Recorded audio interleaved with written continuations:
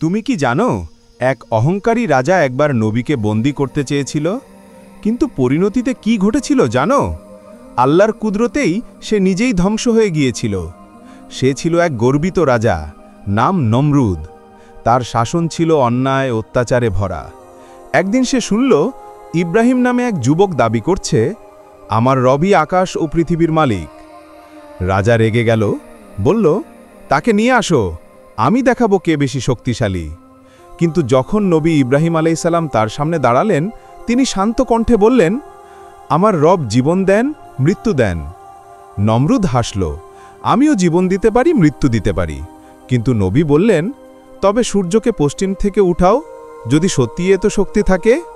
রাজা স্তব্ধ হয়ে গেল, কোনো জবাব দিতে পারল না। পরে আল্লাহ এক ক্ষুদ্র মশা পাঠালেন।